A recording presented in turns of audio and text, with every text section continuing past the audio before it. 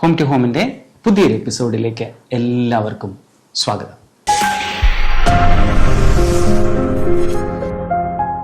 ഇന്ന് നമ്മളുള്ളത് George brown സാറിന്റെ വീടിന്റെ മുമ്പിലാണ്.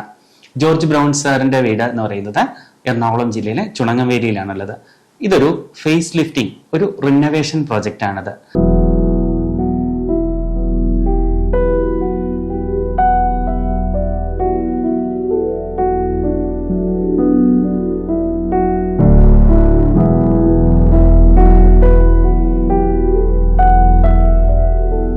എൻ്റെ പേര് ജന്ന. ഞങ്ങളുടെ ഈ വീട് അപ്പ പണിതിട്ട് 8 കൊല്ലമായി. അന്ന് പണിയുമ്പോൾ അന്നത്തെ ആ ഒരു സ്റ്റൈല് രീതിക്കാണ് ഇന്റീരിയർ ഒക്കെ ചെയ്തത്. പിന്നെ പോവെ പോവെ ഫ്രണ്ട്സിന്റെ വീടും അവിടെയും ഓരോരോ സ്ഥലങ്ങളിൽ ചെന്നപ്പോൾ ഇപ്പോഴത്തെ ടെക്നോളജി ആയിട്ട് മാച്ചായി കുറച്ച് ക്രിയേറ്റിവിറ്റി എൻ്റെ വീടിന് വരുത്തണം എന്ന് എനിക്ക് തോന്നി. അപ്പോൾ എൻ്റെ ഐഡിയ ഞാൻ വീട്ടിൽ വന്ന് പാരൻസിനോട് പറഞ്ഞു. അപ്പോൾ കേട്ടപ്പോൾ അവർക്കും ശരിയാ, മാറ്റിയാ കൊള്ളാമെന്നുണ്ടെന്ന് തോന്നി.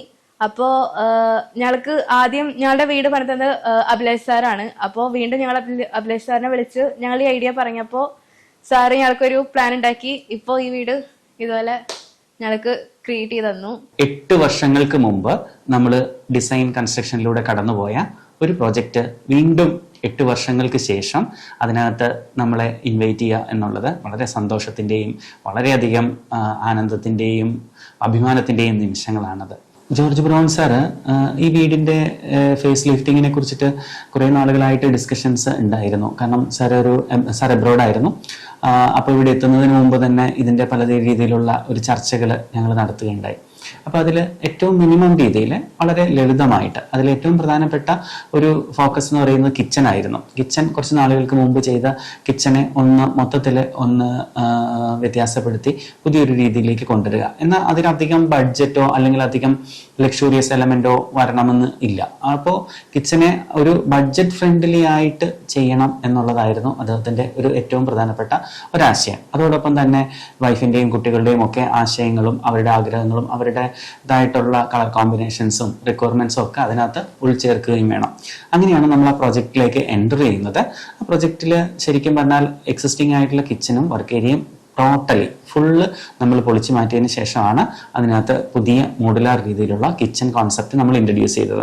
അപ്പോൾ അതിൽ ഏറ്റവും ബഡ്ജറ്റ് ഫ്രണ്ട്ലി ആയിട്ട് ഇപ്പം നമുക്ക് മാർക്കറ്റിൽ നമുക്ക് ചെയ്യാൻ പറ്റുന്നതും എന്നാൽ ഒരു ലക്ഷൂറിയസ് ഫീൽ കിട്ടുന്നതുമായിട്ടുള്ള അലൂമിനിയത്തിൻ്റെ ഒരു കോൺസെപ്റ്റിലാണ് ആ കിച്ചൺ ഫുള്ള് നമ്മൾ ചെയ്തു തീർത്തത്.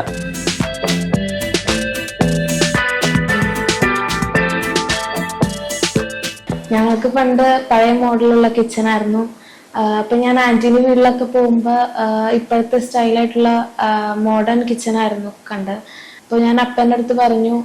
അപ്പം പറഞ്ഞു വെക്കേഷൻ വരുമ്പോ ചെയ്തുതരാന്ന് പറഞ്ഞു. അങ്ങനെ ചെയ്തതാണ്.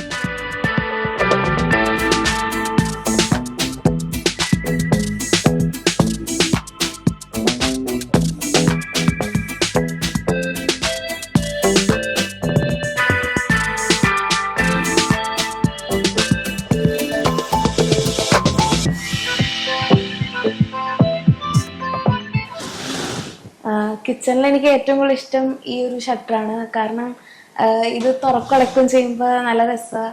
പിന്നെ ഇങ്ങനെ അമ്മ പണിയെടുക്കുന്ന സമയത്ത് ഞാൻ ഇങ്ങനെ ചെയ്യുമ്പോൾ അമ്മേനെ ചില സമയത്ത് വഴക്കിട്ടാറുണ്ട്.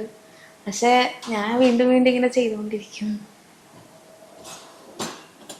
പണ്ട് ഇവിടെ ഇങ്ങനെ സ്പൂണും സംഭവങ്ങളൊക്കെ ഇവിടെ തൂക്കിയിട്ടാരണം അമ്മയ്ക്ക് തപ്പി പിടിച്ചെടുക്കാൻ പാടായിരുന്നു. പിന്നെ അത് കഴുകി കഴിഞ്ഞിട്ട് എവിടെയെങ്കിലും വെക്കുമ്പോൾ കണ്ടുപിടിക്കാനും ഇതായിരുന്നു. പിന്നെ ഈ പുള്ളൗട്ട് വന്നപ്പോൾ കുറെ സ്പേസും കിട്ടി. അത് മാത്രമല്ല അമ്മയ്ക്ക് ഇവിടെയാന്ന് ഉറപ്പായി. കാരണം ഇവിടെയാണ് സ്പൂണും സംഭവങ്ങളൊക്കെ വെക്കണേ. അപ്പൊ ഇത് ഒരു ഉപകാരമായി. കളർ തീമും കാര്യങ്ങളൊക്കെ അപ്പൻ്റെ അമ്മേൻ്റെ ഡിസിഷൻ ആയിരുന്നു. പിന്നെ എനിക്ക് പുള്ളൗട്ട് ഭയങ്കര ഇഷ്ടമായിക്കൊണ്ട്, കാരണം ഹാൻഡിലുള്ളത് എനിക്ക് ഇഷ്ടമല്ല. അപ്പോൾ പുള്ളൗട്ടിന്റെ കാര്യം ഞാൻ അമ്മേൻ്റെ അടുത്ത് പറഞ്ഞപ്പോൾ അമ്മ പറഞ്ഞു ശരി എന്ന് പറഞ്ഞപ്പോൾ സമ്മതിച്ചു. ഇവിടെ സ്റ്റോറേജ് സ്പേസ് ഉള്ള കാരണം ഗ്ലാസും ബൗളൊക്കെ വെക്കാൻ വളരെ സിമ്പിളാണ്. പിന്നെ ഇത് വെറുതെ ഒന്ന് തട്ടിയാൽ മതി, അപ്പം തന്നെ അടഞ്ഞോളും. പിന്നെ പുള്ളേണ്ട കാര്യമില്ല. എനിക്ക് ഇങ്ങനെ ഈ അടിയിലെ ലൈറ്റ് എനിക്ക് ഭയങ്കര ഇഷ്ടം. പണ്ട് ഈ വെജിറ്റബിൾസ് ഒക്കെ വാങ്ങുമ്പോൾ അവിടെ ഇവിടെ ആയിട്ട് വെച്ച് ഭയങ്കര ഷോക്കായിരുന്നു. പിന്നെ ഈ ബിസ്ക്കറ്റ് ബാസ്ക്കറ്റ് ഒന്നൂടെ എല്ലാം വെച്ച് ഭയങ്കര ഇതായി വെച്ചിരിക്കായിരുന്നു.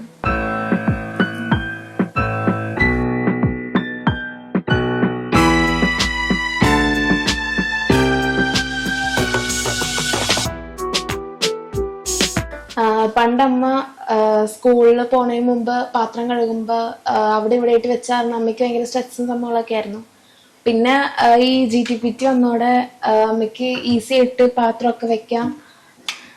പിന്നെ ഇവിടെ LED ലൈറ്റ് ഇട്ട കാരണം ഭയങ്കര ഭംഗിയായിട്ടുണ്ട്. എനിക്കത് ഭയങ്കരമായിട്ട് ഇഷ്ടമായി.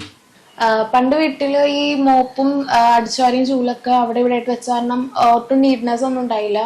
പിന്നെ ഈ ഒരു പുള്ളോട്ട് വന്ന കാരണം നല്ല നീറ്റായിട്ട് ഇരിക്കേണ്ട ഭയങ്കര ഉപകാരമാണ്.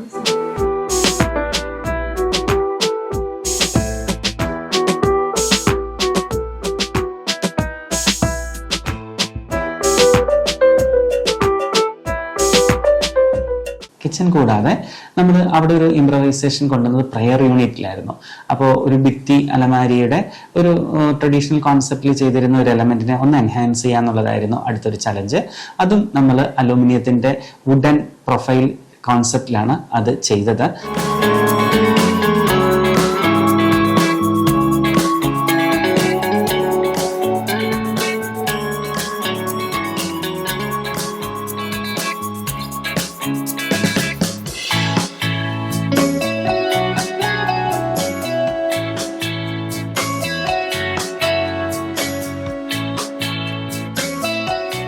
ഇതെന്ന് പറയുന്നത് ഞങ്ങളുടെ ഒരു ബേസിക്കലി സ്റ്റഡി ഏരിയ ആണ്. ആദ്യം എന്ന് പറയുമ്പോൾ ഇവിടെ ഒക്കെ ഫുള്ളും ഓപ്പൺ ആയിരുന്നു. ഇൻവെർട്ടർ ആണ് ഇതിൻ്റെ ഉള്ളിൽ. അത് ഫുള്ളും കാണാൻ പറ്റുമായിരുന്നു. വലിയ പഠിക്കാൻ ഒരു വൈബ് ഉണ്ടായിരുന്നില്ല. പിന്നെ ഇപ്പോ വുഡ് വർക്ക് ഒക്കെ ചെയ്ത് പഠിക്കാൻ ഇത്രയും കൂടെ ഇൻട്രസ്റ്റ് നല്ല വൈബായി.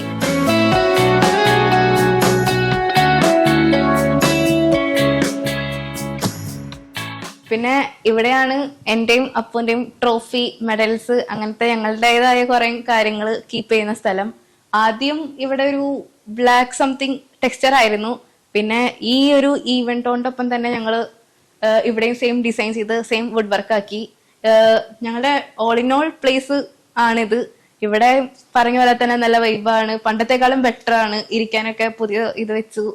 പിന്നെ ഓൾറെഡി വിൻഡോ സൈഡ് ആയാലും നല്ല ഫ്രഷ് എയറും അങ്ങനെ അടിപൊളിയാണ് ഇവിടെ.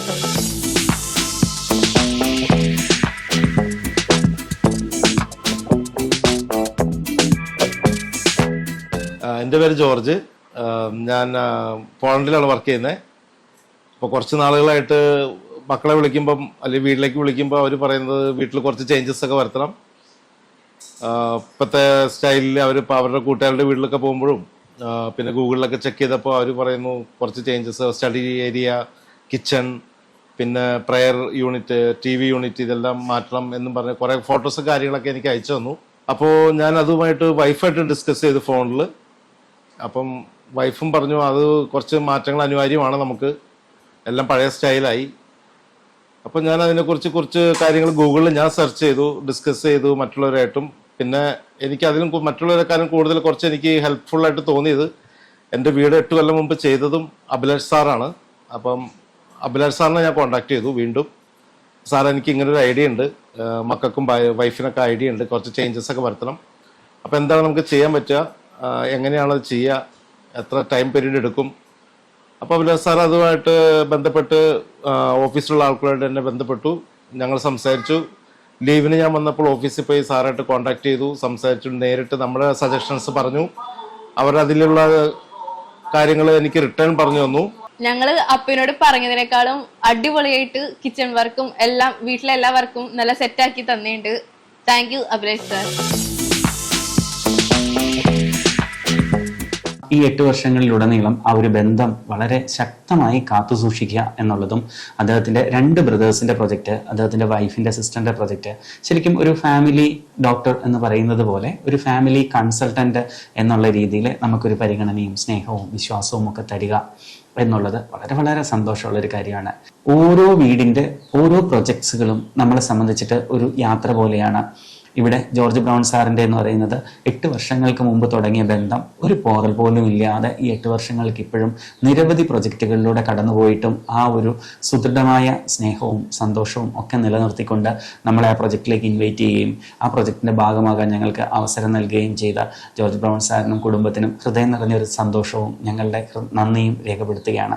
അതോടൊപ്പം തന്നെ ഈ പ്രൊജക്റ്റിലുടനീളം പങ്കെടുത്ത എല്ലാവരുടെയും ഒരുപാട് പേരുടെ കോൺട്രിബ്യൂഷനാണ് ഓരോ പ്രൊജക്റ്റും പൂർത്തിയാവുക എന്നുള്ളത്.